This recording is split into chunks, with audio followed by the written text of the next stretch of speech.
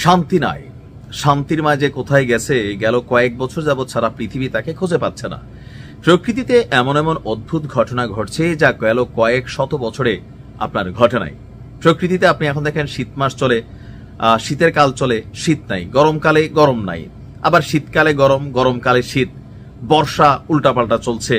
আবহাওয়া আপনার যথেষ্ট উত্তপ্ত অবস্থায় আছে। অ্যান্টার্কটিকা মহাদেশের বিশাল বরফের পাহাড় গলে যাচ্ছে কারণ ছাড়াই, যেটা গত হাজার বছরে ঘটেনি। এমন অদ্ভুত ঘটনা ঘটছে।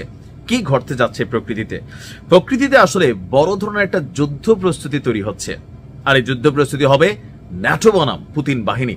আবার এই পুতিন বাহিনীর মধ্যে কানেক্ট থাকতে পারে চীন, কানেক্ট থাকতে পারে ইরান বা তাদের মিত্ররা। কেন এই কথা বলছে? টমক নামক ক্ষেপণাস্ত্রটা আর মাত্র অল্প কিছুদিন যেটা ইউক্রেনের হাতে পৌঁছানোর বাকি আছে। আর এই মেশিনটা কে দিবে? আমেরিকা।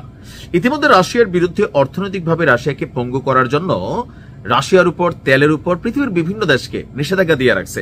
আবার চীন থেকেও যদি কেউ মেশিনারিজ কিনে তাদের উপরও নিষেধাজ্ঞা দিবে। যেমন বাংলাদেশকেও টার্গেটে করা হচ্ছে, কেন আমরা চীন থেকে মেশিন কিনতেছি। এই যে সিস্টেমলেস চলা মার্কিন যুক্তরাষ্ট্রের, সেই সিস্টেম আনার জন্য পুতিন আবার নতুন মেশিন বানাচ্ছেন। ধারণা করা হচ্ছে ন্যাটোর সাথে রাশিয়া যুদ্ধের প্রস্তুতি নিচ্ছে এবং এই যুদ্ধ পৃথিবীকে তৃতীয় মহাবিশ্বযুদ্ধে ডেকে নিয়ে যাবে। ঘটনা কিন্তু বাস্তব। নতুন প্রজন্মের একটা পারমাণবিক ক্রুজ মিসাইল তৈরির কাজ শুরু করেছে রাশিয়া। এই পারমাণবিক ক্ষেপণাস্ত্রের গতি শব্দের চেয়ে 3 গুণ বেশি হবে।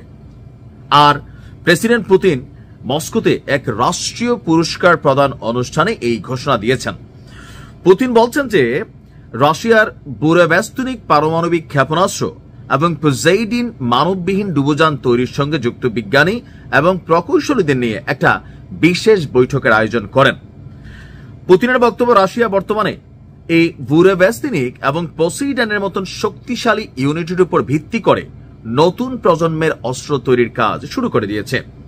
নতুন প্রজন্মের এই ক্রুজ মিসাইলের গতি এটা দেখার মতন এবং ভবিষ্যতে এটি হাইপারসোনিক স্তরে পৌঁছাবে।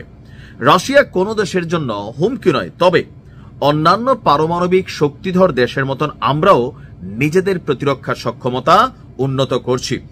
পুতিন বলছে যে রাশিয়ার জনগণ এবং দেশের নিরাপত্তার জন্য এই বুরেভেস্তনিক উন্নয়ন বিশাল ভূমিকা রাখে।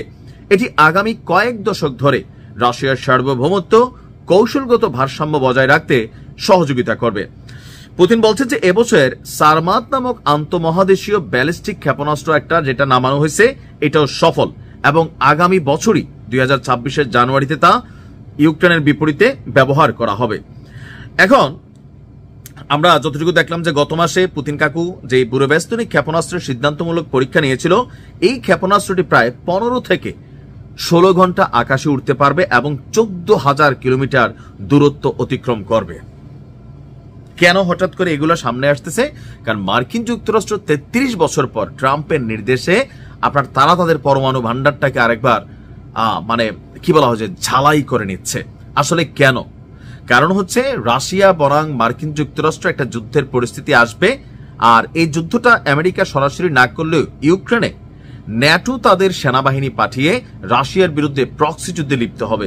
আর রাশিয়াও এই রকম যদি কোন রকম অভিযান ন্যাটো চালায়, ইউক্রেনকে মিডিয়া করে বা মিডলম্যান হিসাবে, তাহলে সেইটার জবাব ওই প্রত্যেকটা দেশের বৈধ লক্ষ্যবস্তুগুলোকে টার্গেট করবে, যেখানে পুতিন কাকুর মেশিন উড়ে যায়। আর পুতিন যদি এটা করে, ন্যাটো বসে থাকবে না, তারা রিয়েকশন দিবে। আর রিয়েকশনে যেটা হয়ে যাবে তৃতীয় মহাবিশ্বযুদ্ধ। শান্তি নাই, শান্তির মারে খুঁজে পাওয়া যাচ্ছে না।